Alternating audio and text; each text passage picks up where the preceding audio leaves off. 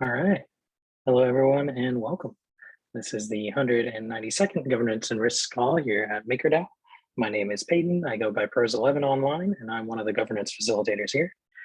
Happy to be joined by a bunch of awesome people who care about the Maker protocol. Many of them are core unit members, some are community members. I see some recognized delegates. And welcome as well to anyone watching this recording after the fact. Today is the 26th of May, 2022, and we are doing a later call. So for those who are still able to join us, I appreciate it. Thank you for testing this out with us, and we look forward to getting your feedback after this. So before we get into things too much, are a couple of ground rules to go over. Number one, as I mentioned, the call is being recorded, so let's try not to talk over one another. There are a couple neat Zoom features you can utilize that'll make the experience a little easier. Number one being the raised hand feature. You can find that under reactions. If you would like to speak when the person speaking is done, go ahead and raise your hand. That will kind of form a quasi-speakers list for us hosts to use. If you're unable or unwilling to use the mic, you can always drop your comment in chat and we'll bring it up at an appropriate time. I think that more or less does it. I guess the only other thing to say is, this is an open call. We do encourage questions, comments, that sort of thing. Obviously ask that everyone be respectful. But yeah, if you have something to add or something to ask, please don't be shy. No worries about the background noise there, David. It's a surprise we don't get much more of that with all the Discord notifications and all that. All right.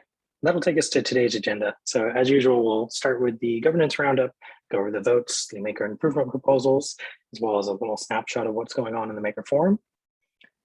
We don't have any initiative updates today, so after that, we'll go straight into our discussion, which is hopefully a fairly timely one, and that is on global workforce accessibility. So we're talking a little bit about why we're trying this out in this call, as well as trade-offs, what we could be doing, what we should be doing, and yeah, hopefully gathering some good opinions there. And yeah, noticing some comments in chat. Thanks for still joining us, even though it's about 4 hours later than usual. All right, a quick rundown of the voting activity here at Maker. On the poll side, we had a few polls, all of which passed.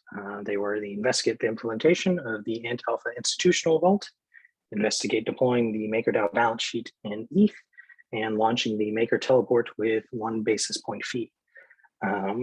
All of these kind of do involve some more groundwork to be done.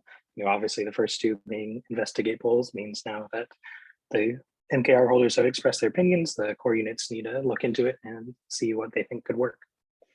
On the Maker teleport side, I suspect we'll be getting an initiative update at some future date, but now we have the kind of ground laid for what fee structure we want to use when we are ready to deploy that. The only other active vote at the moment is the FAA greenlight. So I do want to bring people's attention to that. Voting ends on Monday, so if you haven't expressed your opinion, please be sure to do so. Cool, so that should do it for polls. I'll walk us through the executive. I didn't check right before the meeting, so we might have had some more support. I'll pull that up now. I'm vamping a little. Looks like we got up to about 69,000 MKR supporting the executive from yesterday, which means it still hasn't passed. So if you support raising the emergency shutdown module threshold, adjusting the lid parameter, and getting a couple of the core units there MKR transfers, would appreciate it if you consider supporting the executive. And as I mentioned on the polls front, with the lack of kind of weekly things to take care of, we only had one potential item for the list, and we decided that would be a good chance to save some of our technical resources and postpone the executive for next week. Cool, so that should do it for updating you on the votes. We do have a number of Maker improvement proposals though, so I will hand the mic over to Gala to give us an update there. Hello. So this is Gala from GovAlpha. I'm doing the presentation this week. So let's start with the ratification polls. We've had 5 formal submissions for May's governance cycle. So yeah, let's take a look at the results there. All proposals passed except for MIP 68, Monetalis Lusitano. MIP 40 amendment was approved. So this means that from now on, budget proposals must follow the new MIP 40C3 sub-proposal template. It also means they must be submitted during a budget submission window, March, June, September, or November, among other considerations. So we from GovAlpha, we're working on a forum post to inform the community about the new considerations to keep in mind when submitting a budget proposal.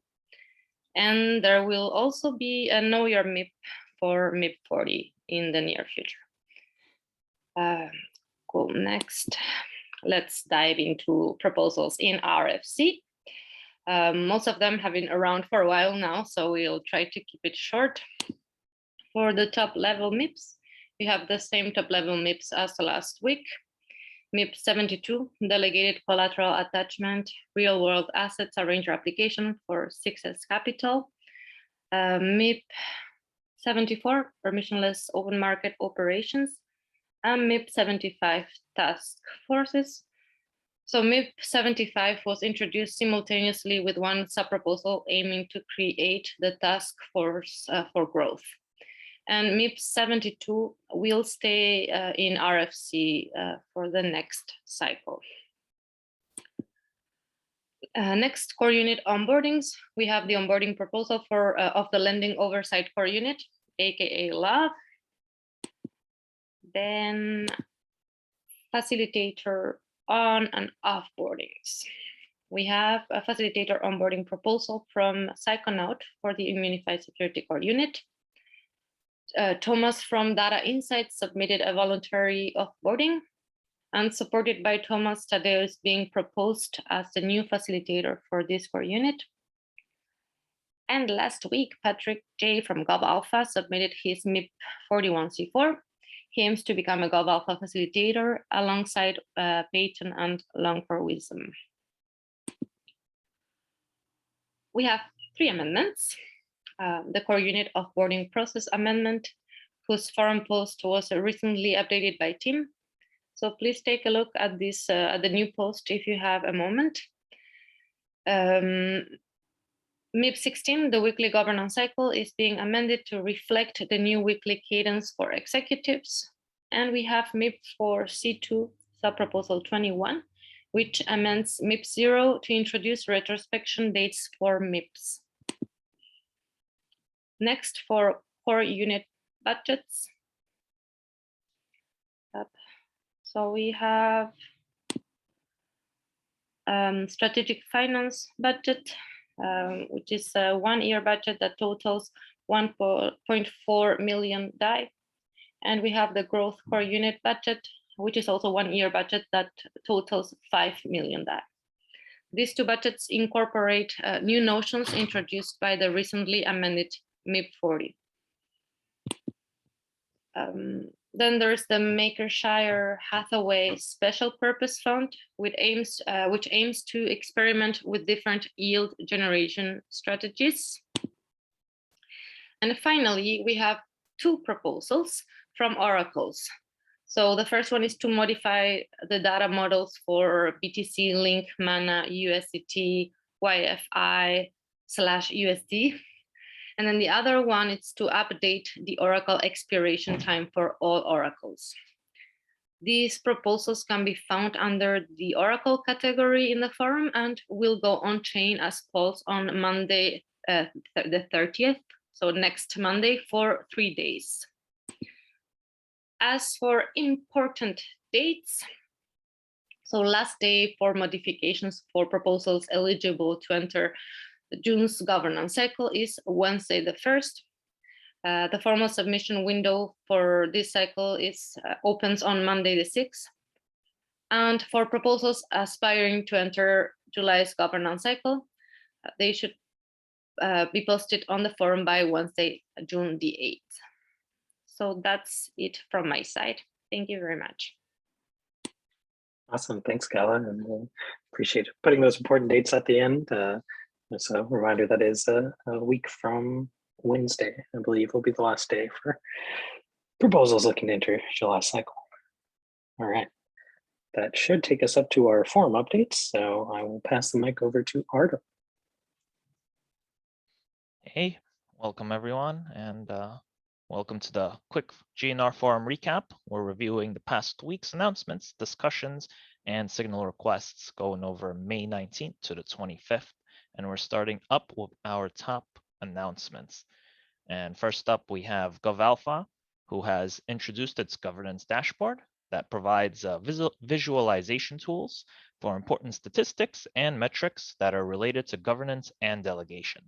And some of the data available include MKR delegated and delegator count, total and individual amount of MKR staked and delegated, current and historical vote weights for delegates, and number of poll voters per month, and plus more. So check it out. And next up, we have Growth, who is requesting to activate the subdomain nature.makerdao.com for a campaign called Nature, which is developed off a partnership between MakerDAO, One Tree Planted, and POAP. And Nature's vision is to aid carbon footprint by planting trees every time a vault is opened, which will also issue a POAP badge claimable by the vault owner. Now, there's a lot more detail on this initiative, and you can find it in the post, so check it out. And next up, we have Chicago DAO, an emerging DAO based at the University of Chicago, who has published its delegate platform. So we have a new delegate, and their external governance team is currently involved with Compound and Uniswap. And for more information on their core values, statements, and conflicts of interest, check out their delegate platform post. And now moving on to our top discussions. First up, we have Monet Supply, who introduces Maker Base Pool, which is a proposed integration of Curve that involves a new stablecoin liquidity pool that contains DAI and other low-risk fiat-based stablecoins. And what about LB? I thought I had LBS delegate in the previous forum at a glance. Oh yeah, that makes sense. All right. Yeah, sorry. I like in my head I grouped them together because they were on the meet your delegate call and they had like a back-to-back half-hour slot. Yeah, cool. I just wanted to make sure we didn't miss them. Columbia and LBS were in the last week's. Yeah. Okay. Anyways. Okay. Anyway, sorry about that. So Maker Base Pool. So okay. So Monet Supply speaks on the base pool implementation and its benefits to Maker. And he also presents, they present 3 base pool composition options that are accompanied with a poll asking the community which of the composition options that the community supports. So check out the post and submit your opinion on the poll. And next up, we have recognized delegate Tim Black, and with the help of many other members that are mentioned in the post, who submit the new and improved core unit offboarding process MIP, which amends MIP 38, 39, and 41. This proposal aims to streamline, standardize, and make the offboarding process more transparent, while also reducing potential harm to the DAO and its community. And there is some more information about the process. Yeah, cool stuff. And next up, finally, we have Long for Wisdom, who makes a post summarizing GovAlpha's recent thread of topics on off-chain governance incentives, which include off-chain proposal bounties and updating recognized delegate source credit payouts, which are the most recent posts that were made. And both posts are summarized and available at the forum at a glance, so check them out. And we are moving on to our top signal requests. Over the week, we have 4 active signals and right now, and one of them ends today at 22 UTC. So first up, we have Rema, who submits a signal request replacing the previous signal request by Andrew Bourbon to restart the burn. And this signal is a trial of the new MIP 74 permissionless open market operations. And it will be also testing the effectiveness of MIP 74 through the signal. Now, Risk believes that it is a critical time right now for MakerDAO community to reach a consensus on what we're going to do with the surplus buffer, and their solution is to help. Involve maintaining a sustainable surplus buffer higher than the current level to support any risk mitigation and growth, while also burning a relatively small amount of the surplus buffer to help clarify that burning is still a fundamental component of MakerDAO and its community. And next up, we have Velodrome, which is an AMM on Solidly as a public good that provides deep liquidity and low slippage to token pairs. And MakerDAO is eligible to receive an airdrop of VNFT, which is equivalent to 1% of the initial voting power for the new Velodrome protocol that's launching on Optimism on May 31st.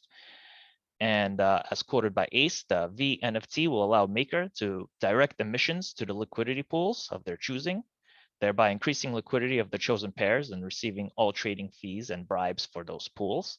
And the Velodrome team requested to initially manage the VNFT on the Maker DAO's behalf until their DAO is ready to manage it.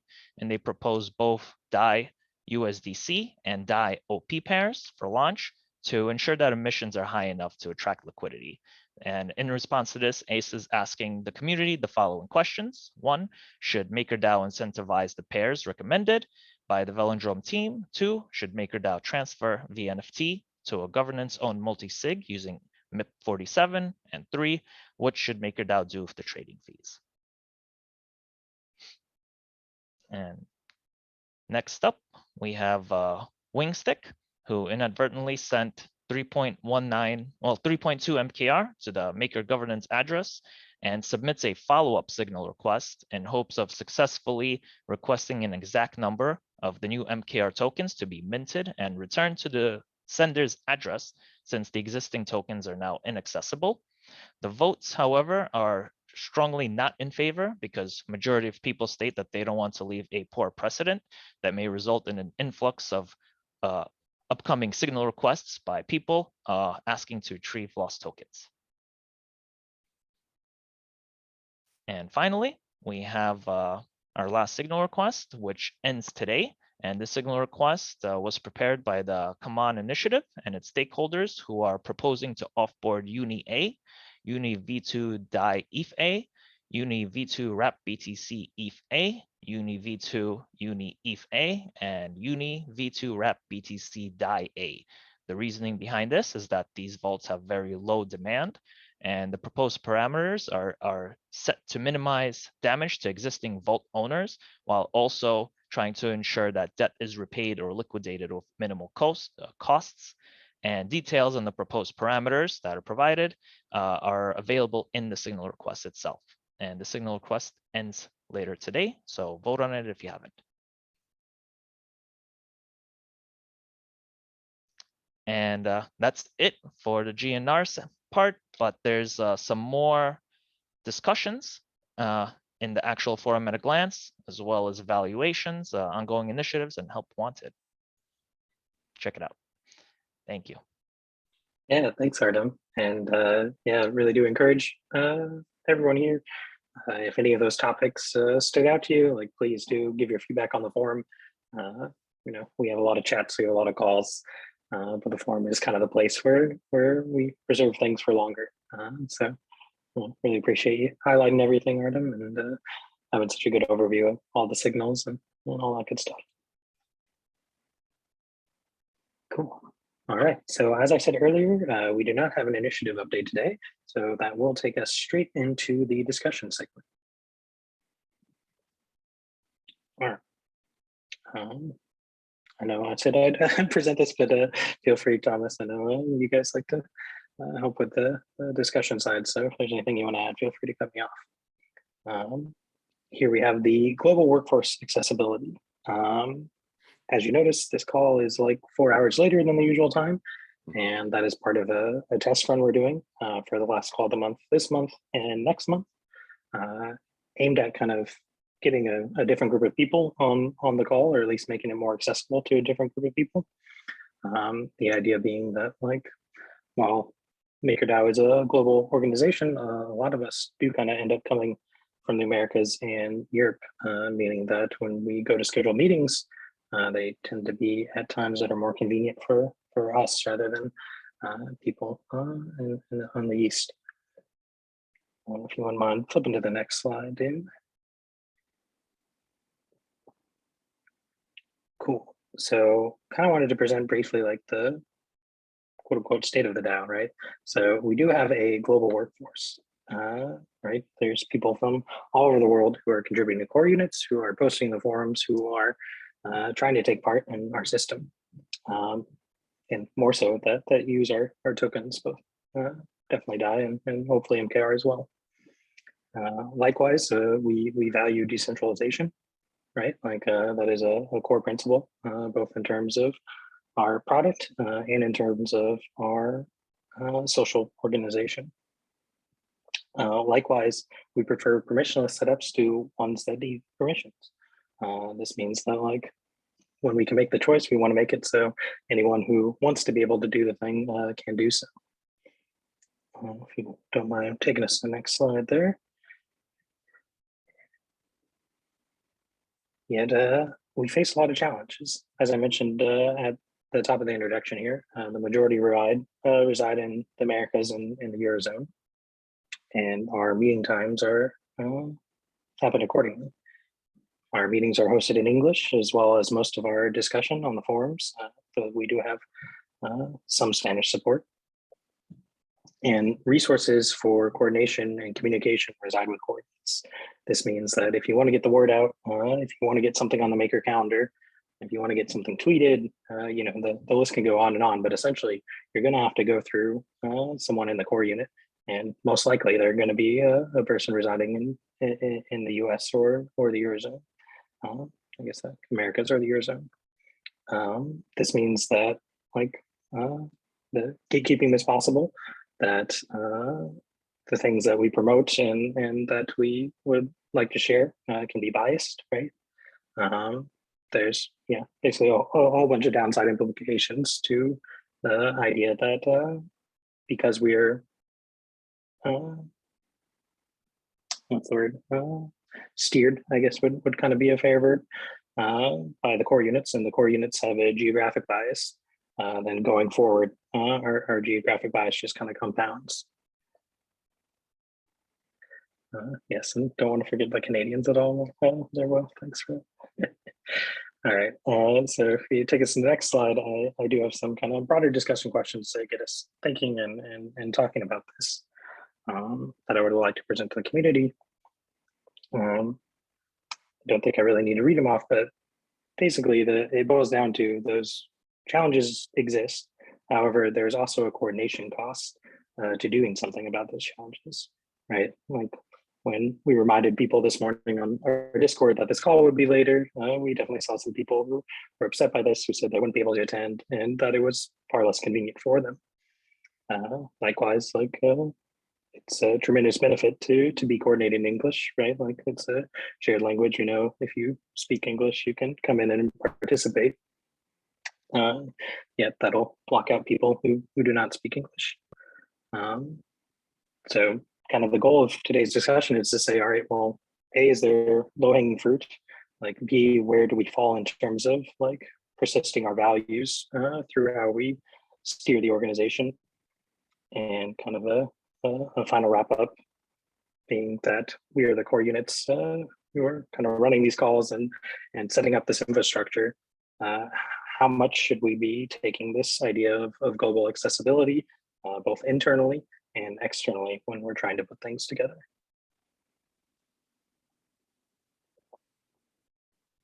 Cool. So obviously feel free to raise your hand if you want to discuss. I do see in the comments, Steven mentioned that he didn't understand the last point of, I believe that was the, resources for mass communication and coordination reside with the core units. I guess what part of that, David?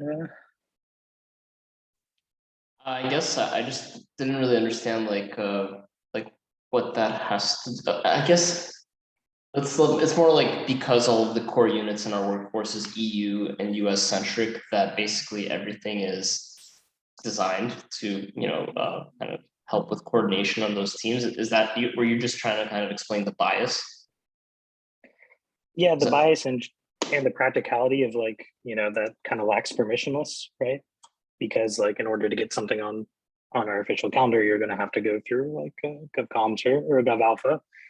And we can primarily reside in the Americas and in the Eurozone. When we go to schedule events, we'll schedule them that are times that are convenient for us to moderate.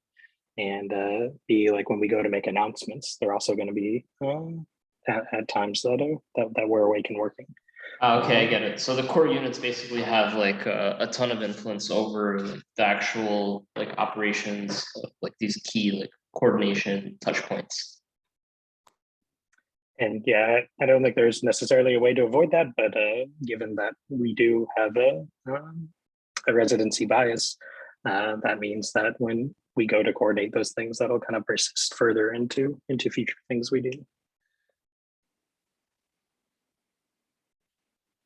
Cool. So appreciate you asking for clarification, and hopefully I explained that somewhat okay.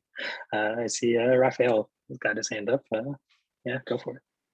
Hey, yeah, I think the point was raised already, that I think it's fine to shift one meeting a month to a different time zone, but I think that the current shift is somewhere in the middle. Like if we want to optimize for other time zones, then probably it would be good to just shift it 9 hours ahead, so it would catch Japan and Asia and Pacific. And that would actually still be fine for Europeans too, because when we shifted 9 hours ahead, it would be like 9 a.m. Central European time and 8 a.m. British Standard Time, which is kind of early, but doable. Whereas now it's actually quite late for me in Europe. It's like midnight, and it's 1 o'clock in the UK, which is really late.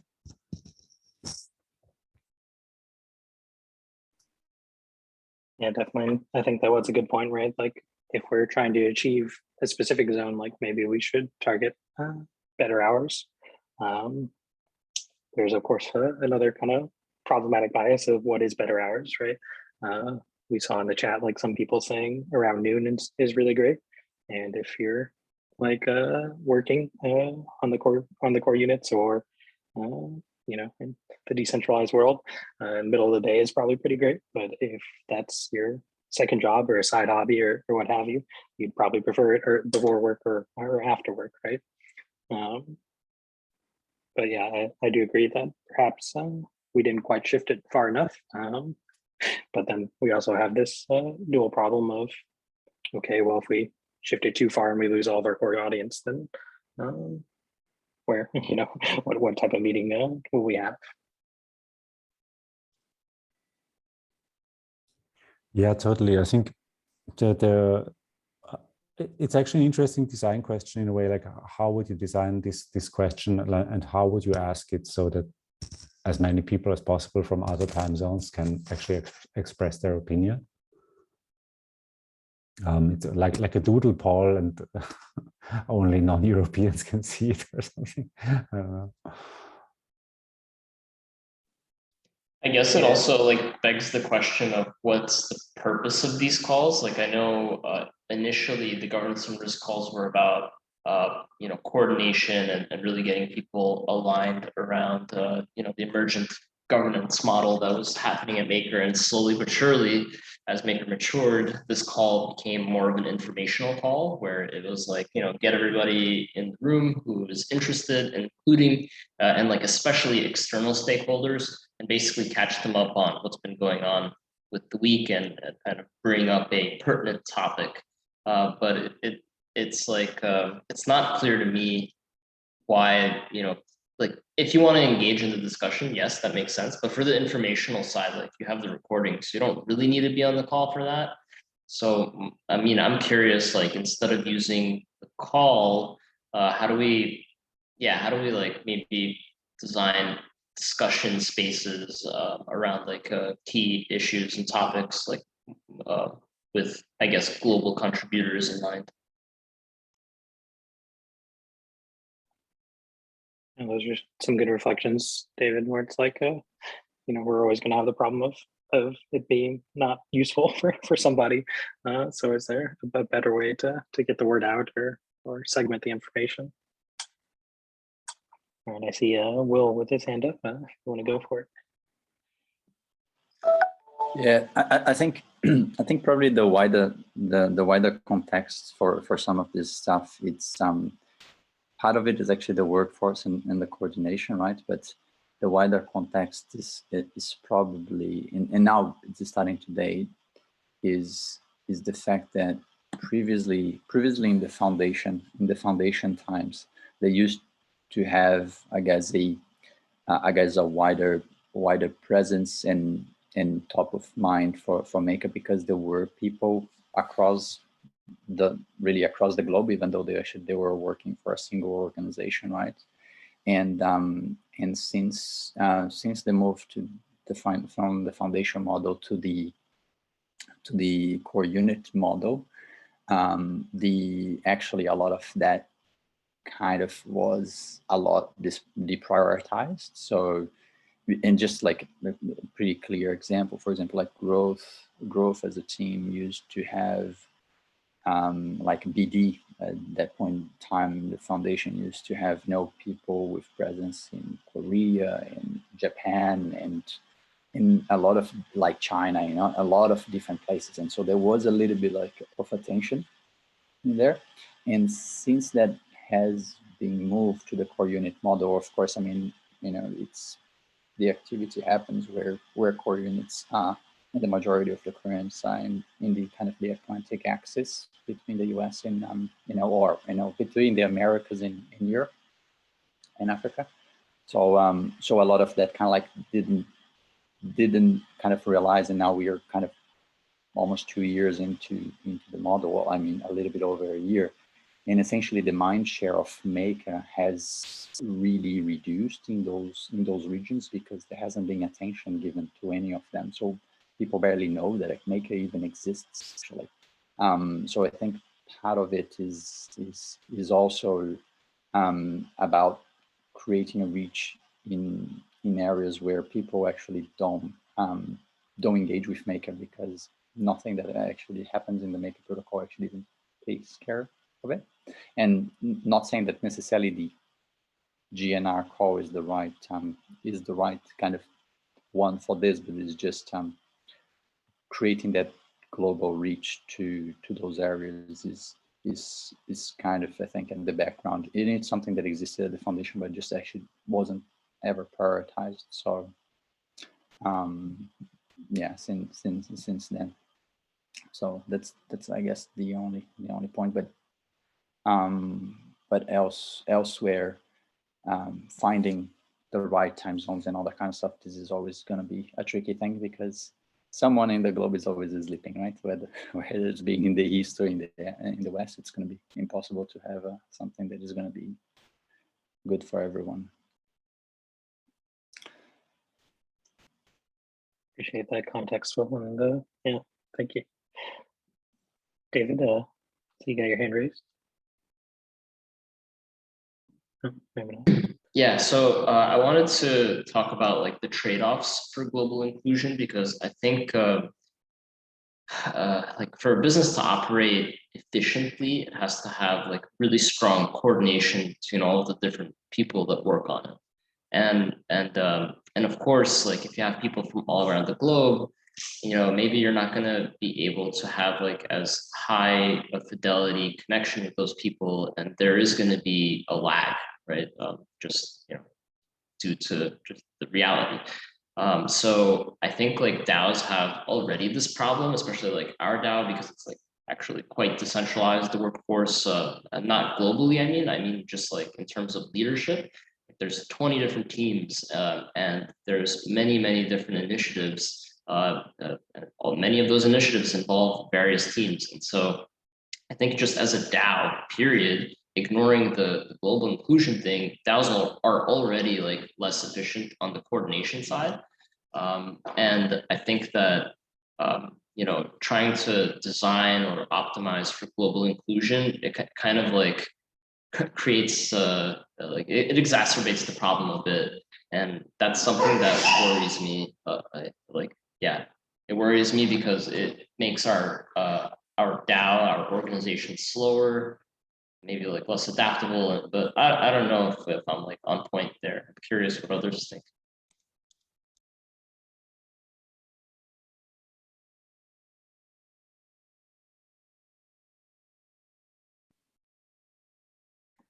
So I guess the potential counterpoint to that, David, is that, you know, due to our kind of lean infrastructure, right? Like you don't have to work in an office to be a party maker. You don't have to, you know, have a physical location. We are much more able to grab global talent and bring them in than a traditional corporation might be. So I guess while you definitely would sacrifice on coordination, your kind of reward could be that you're able to garner more talent.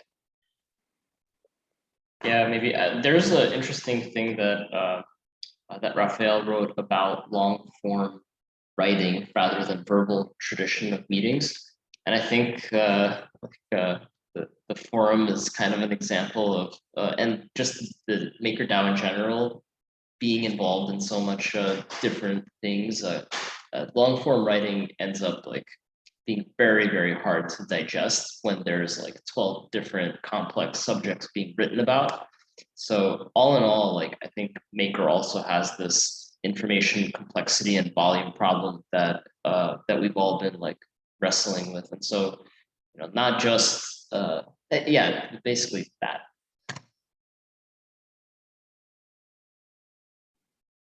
Yeah, that is a good point, because right, one solution would be like, okay, well, don't host coordinated meetings since someone will always be unable to attend. But kind of the result would be kind of an information deluge of a lot of different posts and a lot of different updates. I have often wondered about doing like recorded updates. Because like you could pipe them into a live call, right? If people can't attend, and B, they're much more digestible. Like, you know, a lot of us probably have the habit of listening to things above 1x speed, which is really nice because you can compress information and still follow it, as well as consume it while on a walk or, you know, doing other transport, or you don't have to be seated at the very least. So I guess that's one potential alternative. Are there other kind of low-hanging fruits? Are there things we can be doing that would make the DAO more accessible without sacrificing too much on the coordination front?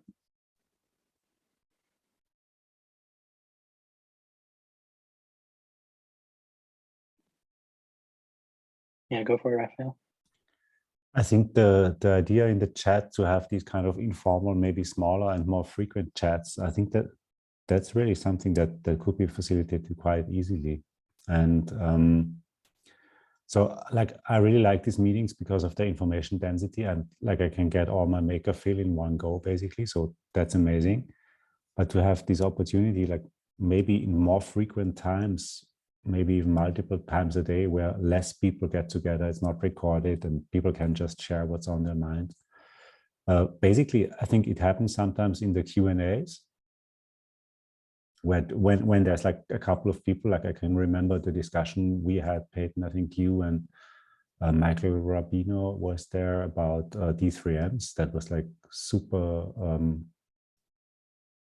cool. And this size of group is just, I think that's just amazing.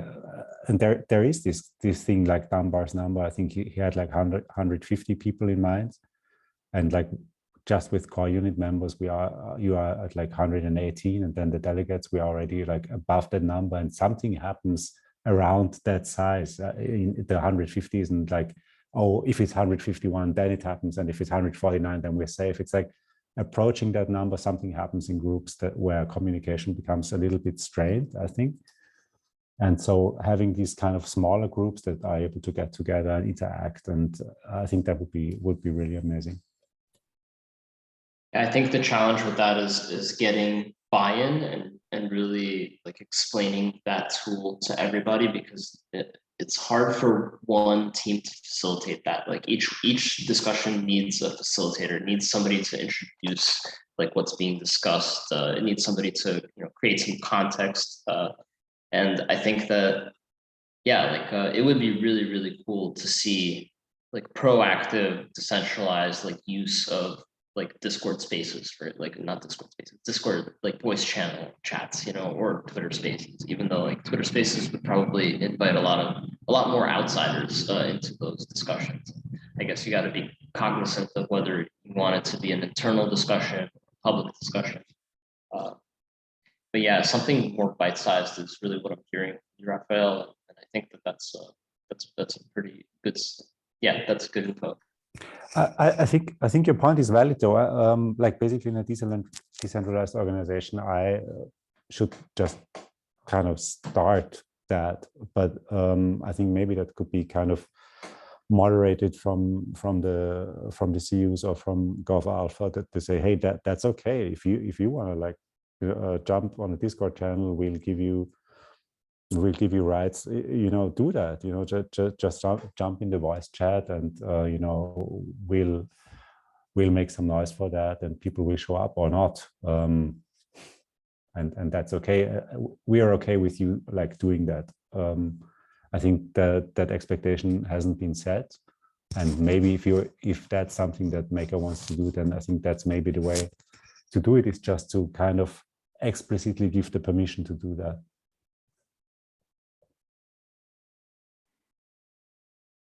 I would say from like my viewpoint, like you do have that explicit permission, right? Like you can always reach out to us to get an event on the calendar and that sort of thing.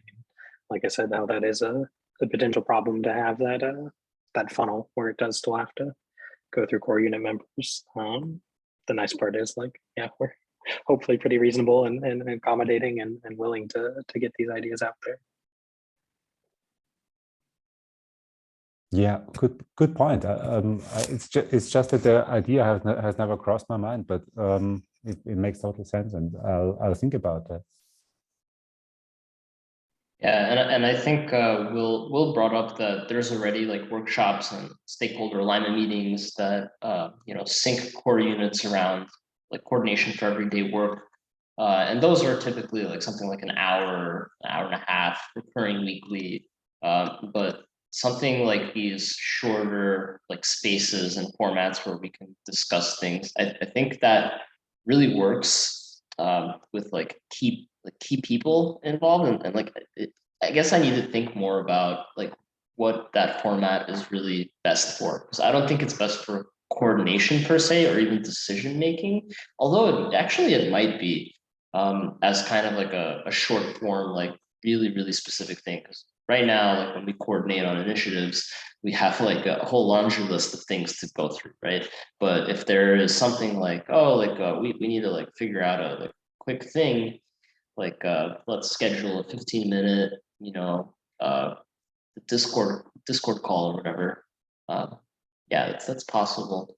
I guess the challenge is like with global contributors, like how do you get all the right people in the room? Because you could go and tackle something for 15 minutes in a Discord voice channel, but maybe like the key person with the right information isn't there to share that context, and so it actually like a mistaken view propagates, and like that's something that concerns me a little bit.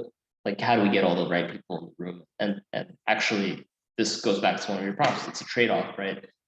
If we are trying to have more global contributors, actually, it's going to make it a lot more difficult to get all the right people in the room to make the right decision. So yeah. Yeah, I think if you think like from time zone perspective, I kind of like I have first line, I guess, experience with this, and I mean, I'm just too passionate about Maker not to be participating within the Maker protocol, but you've got, I guess, pockets pockets of kind of, you know, contributions that actually kind of work more effectively than others. And I think purely kind of on when you're doing like workshops or coordinations with different teams. So for example, like, and this is really a matter of perspective, right? So there's a lot of activity that actually does happen, I think, within the core units, in the Maker protocol, during those kind of like, you know, afternoon in Europe, afternoon in Europe at the time in the US. And there's also activity that happens when the US is going into their own afternoons and evenings, and then the Europeans actually going to sleep. And then that's where a lot of my kind of like, for example, like work that I do with my team actually kind of happens. Just because then it's like it's morning and things like that for me. I guess for a global workforce, I think it's probably it is very challenging. But if you structure work in a way that that can be a little bit like asynchronicity, and sometimes they can be, then you can make it work quite effectively by leveraging an organization that effectively can work 24/7, right? Because if that organization does not work 24/7, and this actually kind of, we did quite a bit of that experiment, I think, when things were operating like we're part of the team. Remember, like when Phil was based in the UK, and me based at the exactly antipode of Phil, when things kind of could work on a 24/7 with like handover of work, we effectively at a point in time we were a 24/16 working kind of like around the clock, because you would kind of like hand over and then I would pick it up things on the other end. So it requires more effort to build that, but if you enable a framework where teams can get the job done and handovers like internally from one to the other, it can be extremely powerful, but it does require a lot of effort actually to put that together. So that was just kind of, that was just kind of like an experience. And that's not necessarily related to the GNR call itself. It's more like related to workplace experience. The challenges are more like if you need to have the in-person coordination when you're on the antipode, then it's then you only have like very limited kind of like overlapping time to have that coordination. I mean, but from an efficiency like across the DAO can be really, really powerful.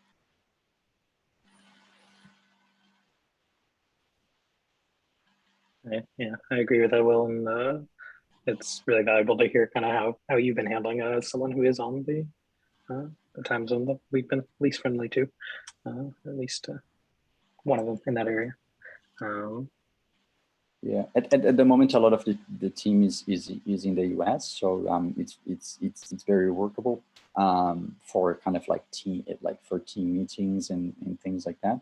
That can work well, because it's the same experience that the Europeans they have with working in the US. Or the US actually has with working with the Europeans is the same experience that I have working with people in the US or in the Americas generally.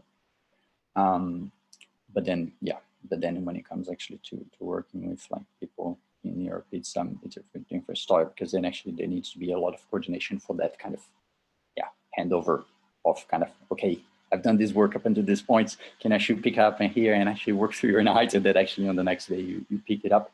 So if you coordinate really well, it's really, really powerful. Yeah, I think that's like part of the challenge that the core units have all been trying to solve, is this coordination problem or challenge.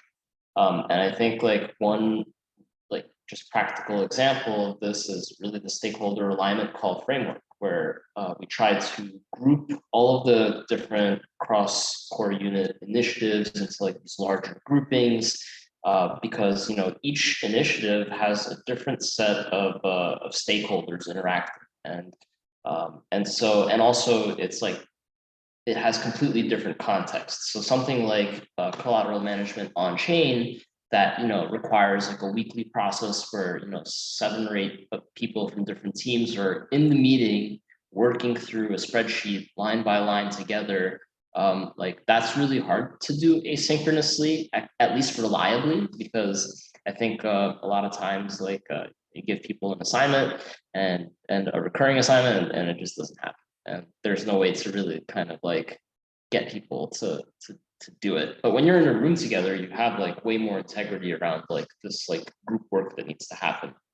So that's like cloud management on chain. But then there's stuff like the security initiative, or like very, very like like smaller groups of smaller initiatives that involve like less groups, like instead of 7 groups, 3 groups, and those people are more reliable. So like, yeah, what I'm trying to say is that I think it's a challenge of organizing makers' scope of work into the right initiative groups, and then understanding the touch points between the stakeholders, because there are certain things that can be done asynchronously, and I think Maker needs to improve on its toolbox of asynchronous work, and I think that's something like that Denise is working on from Dux, and that us at GovComs are actively thinking about.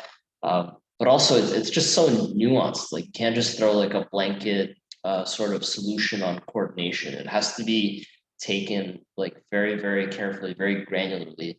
And I think the difficulty is that Maker is an extremely complex, large organization that's trying to tackle like a lot of things at once. And so, yeah. We got our work cut out for us. And that is a good point, David, that the context does vary quite a bit. Sorry for sirens in the background there. I wanted to circle back a little bit to comment in the chat. Kianga, one of our recognized delegates, I thought had a really astute observation, saying we need to be more open, project more openness, excuse me. What does outsider mean for a DAO? Yeah, I don't know if you want to talk about that point, Kianga, but yeah, awesome. See your hand raised. Go for it. Oh, sure. Yes. I guess, David, it struck me as odd when you said it, although I understand what you mean about like with Twitter spaces, that it would be outsiders. And I think I know what you mean, like maybe the sense of trolls, but I think it's interesting how we as a DAO do feel the sense of insider, outsider. And I know people who are not part of the day-to-day definitely feel that and find it very intimidating to interact or know how to interact with the community. And the way other DAOs are using Twitter spaces and Discord for meetings could be like the low-hanging fruit to really project that we welcome, that MakerDAO welcomes fresh blood, welcomes new voices, and that anyone can participate. And this very much can help us solve maybe some of the dynamics and challenges we have, in that we probably could use more of a volunteer workforce at this point, to help tackle things and to create also the pipeline for some of the responsibilities that exist in the DAO. So I really support the conversation. And in some way, I agree that we want to try to make sure to have the right facilitators in any of these more informal chats, but we should totally take advantage of the community that's in Discord and people who would see a Twitter space and listen in and get more informed. Yeah, thank you. Go for I it, Maddie. just want to say, yeah, we are already organizing Twitter space, but we have been doing it through the Maker Growth Twitter account, because we don't have direct access to the MakerDAO Twitter account. So we can't do it from that. Like, I think just Soren or TechOps have access to the spaces feature on the MakerDAO Twitter account. So yeah, we already like have a schedule on all the different things that we want to talk about in these Twitter spaces, and we're trying to find a solution to coordinate with TechOps or Soren and start doing this on the official MakerDAO account. Yeah, that's great context to have. Go for it, Will. Yeah, and I think I should just to highlight a little bit like the point from Kianga there in terms of like, I guess there's two levels of the conversation here. So one level is yeah, it's it's meetings and coordination and things like this. But the other level is that we should probably never forget the fact that at the end of the day, MakerDAO is an open source protocol. That has got that ethos of open source. We are much bigger than we were, like just 2 years ago. But we have like that ethos of open source and openness, and therefore it doesn't necessarily mean that when we talk like about insiders, meaning core units, it's structured workforce versus maybe the less structured workforce being an open source. That's where we kind of have to probably do a little bit more work on it. Like in the past, in the foundation, again, coming back to foundation days, there used to be all of these grants and things like this that were running and actually attracting all of that developer community actually to come and contribute and help us, evolving the protocol. And not saying that they have disappeared, but enabling channels for that distributed and global workforce to contribute, even if they're kind of like outsiders in the sense that we're defining here is kind of like core units. They're still kind of extremely valuable, right? For the maker community. So and they don't necessarily have to be there for every single kind of meetings or even like and things like that. It's just about attracting a lot of people. So I'm thinking a lot of that when it comes to more like to risk management activities that we do, because that helps to attract that fresh blood, and fresh blood is good because it challenges on the things that you settle, and it allows you actually to rethink frameworks, to rethink how you do things, and to say maybe there is something different about it. And that's the beauty of open source. And I think for everyone that has been in working with open source for whatever period of time, I think at the end of the day, at least I can speak for myself, that's what actually attracted these people. Like that's the value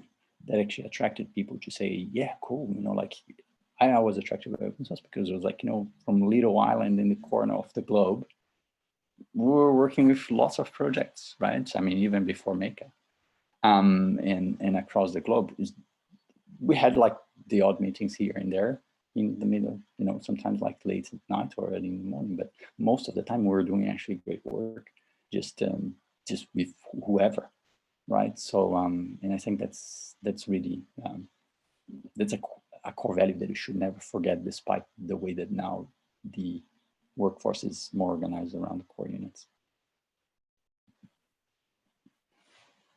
That's a great reflection, Will, and I think kind of part of that really ties into the mentions of like Discord and Twitter Spaces. Is the nice thing about those type of events is, right, like you log on to the platform, there's a call happening and it's one click, you're already on the platform, you're already going to visit and you can jump in and participate.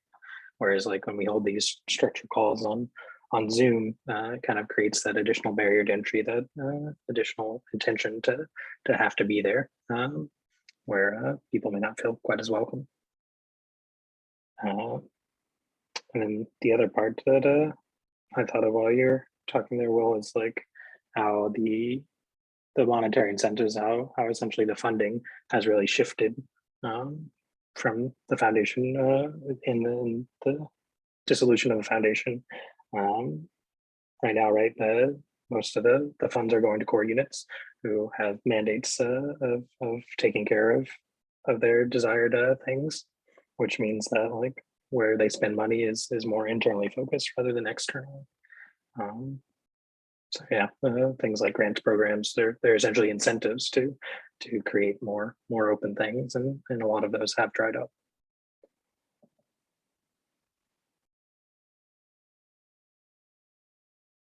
Correct, and we know, right, that now the Maker protocol is then thinking more like about the protocol and the organization.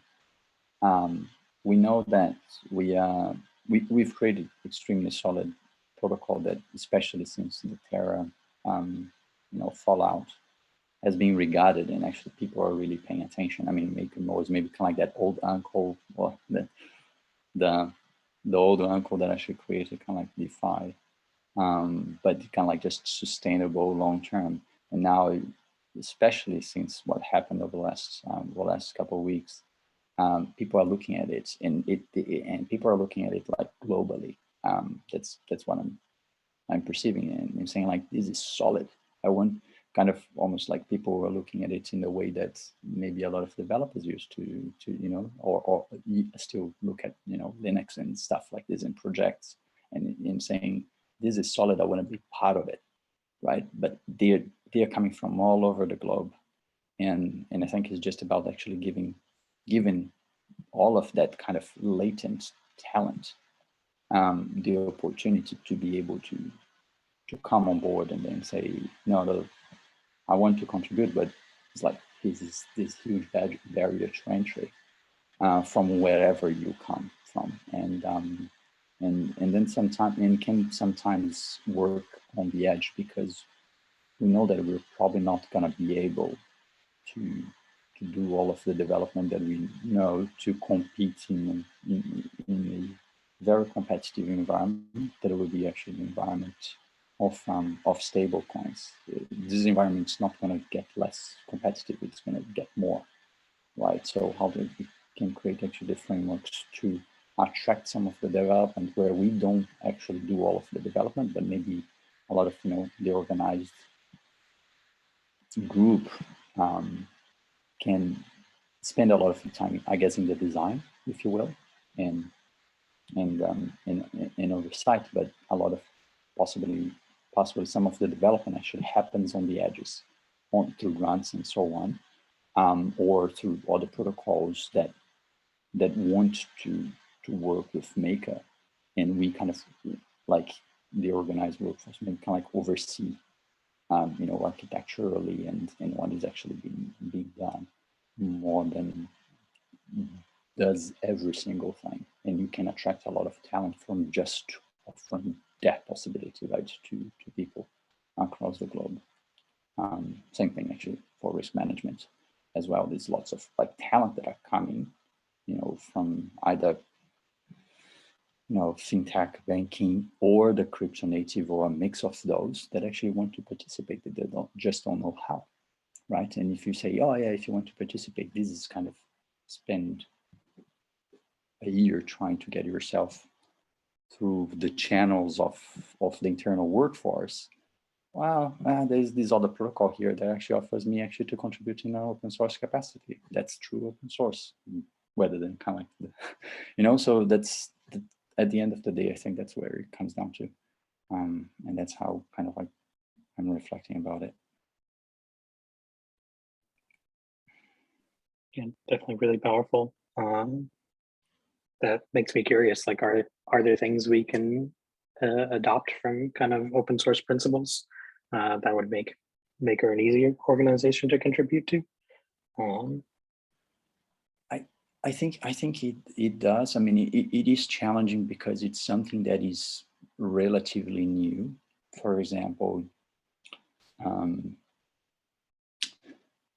creating truly distributed risk management frameworks that has checks and validations of how model is put into a system. It's a kind of a key opportunity for Maker. It's like this doesn't exist in TradFi. You know, every single TradFi team has got its core of how it makes money. It's models, right? It's essentially it's modeling ability. And these different levels of efficiency there. And we, as a protocol, we can have a lot of that done in a very kind of open source way, where you attract all of this talent that is coming from universities, and universities are pumping out, you know, data scientists, AI modelers, and all that kind of stuff. And these guys are kind of not coming into the Maker protocol, like not at all. And, or, you know, machine learning engineers and things like that. And it's like, where are they going? Right? Because we've got this amazing opportunity to attract that talent into the Maker protocol, because we can actually be very open source about that, and have, like, you know, strong model validations and in model development, actually frameworks and multiple models actually across the globe. So, like, yeah, you know, we have projects like, for example, block science, that has done a lot of that work with, like, complex modeling of systems and so on. But a lot of those guys are being trained, like block science is being around for like 2 years. So a lot of the people that actually are in projects like that, they haven't actually kind of migrated to be working, contribute actually to the Maker protocol. Why? Why is it that we are not attracting that breadth of talent? Right. So these are kind of like things that actually are really kind of at the top of my mind when I think about Maker as an open source protocol, and Maker as the organization that we are right now. And yeah, I just think we can work a lot on that and how we enable it, creating the channel for it.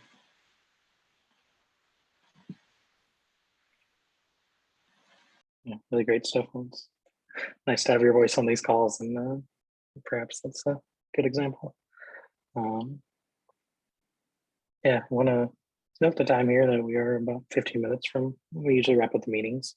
I would encourage questions, and anyone who hasn't gotten the chance to speak, yeah, please consider doing so.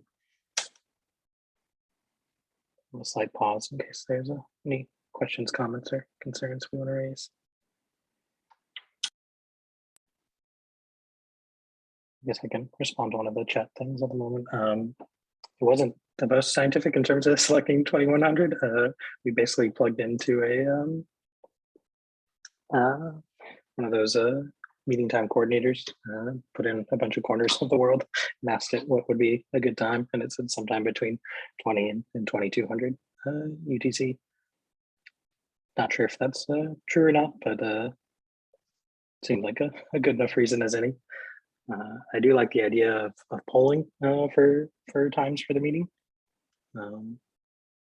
You do run into a problem, right, if you just go with the majority option, because then you're back to the same problem of other people getting excluded. But we could do something cool where it's almost like a proportional, right? Where it's like, well, if 60% of people vote for this time, then all right, 2 of the weeks we'll hold it at this time, and 1 week we'll do this and that. Downside there obviously being complexity and it being very hard to keep track of when the meeting's happening and why. So I do think we as GovAlpha, like we in the mandated actors meeting brought this up, and we said we'd give it a shot. Definitely willing to run some polls and get some data there and see what we can do. But yeah, feedback is super helpful.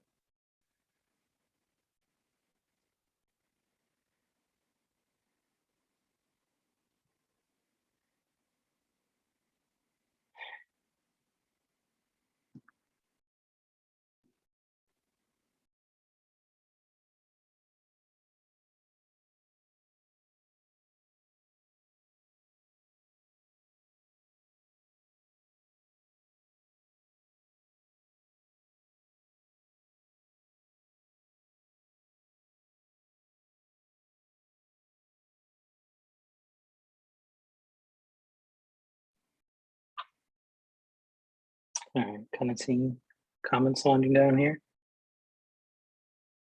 I'll give one last call for anything else anyone wants to read. Open discussion as well, right? I feel like we've gone over a lot of aspects of this topic. So if there was something else you were hoping to have covered, or something topical, perhaps, that you would like to discuss or question, now would be a great time to bring it up.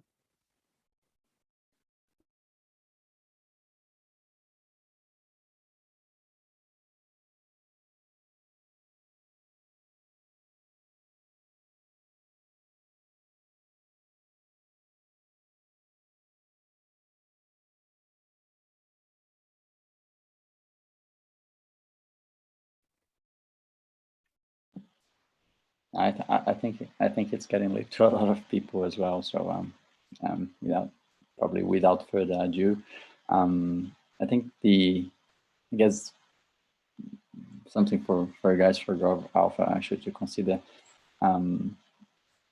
if this experiment kind of works, and I'll try to help out, maybe grow for whoever else is liking Twitter to better, I guess, promote this time frame for the next one. I don't think necessarily the format should change. Should, like, as per our normal kind of, you know, GNR calls, where these presentations and some more like community-wide discussion topics, they still as relevant regardless of the time that they happen, right? So it's I think it's probably my only feedback for today, because from what I'm observing from this corner of the globe, from the east, is that people are just interested in knowing what is it that is happening actually within Maker, and they struggle to. It's actually a good struggle. They struggle to follow that through the forums, because Maker has the advantage of having one of the most active forums in all of DeFi. So they struggle to get what is the gist of what's going on. So that's where, you know, they come and they ask. They ask myself, or they ask other people. Say, okay, so I'm getting myself, you know, Maker, particularly since Maker is not something actually I understand. I like, or I get the gist of it. But what is it that you guys doing, right? What's next for you? And that's where I think can also be an opportunity for us to present a little bit that view, and that's usually what we do in the normal hours of the GNR calls. So that's what I see a lot of folks interested in understanding more.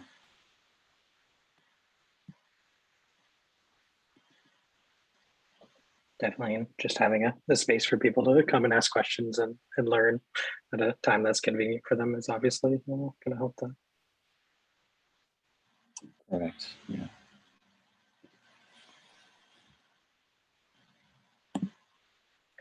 Right. So on Gov Alpha side, we'll probably be doing a write-up and hopefully follow up with some polling or something to try to get some more input on how this went, and things we can do better. But yeah, for everyone, we will go back to our quote unquote regular time next week. So that's 1700 UTC, and definitely look forward to seeing you all there. Give one last call for. All right, see you next month, Will. Good one. I'll try to actually come at least every 2 weeks or so, when we are doing, particularly when we are doing RWA updates with the rest of the group. Okay, well, I'll go ahead and close off the recording.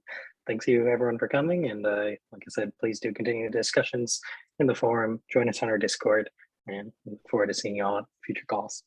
Thanks. Awesome.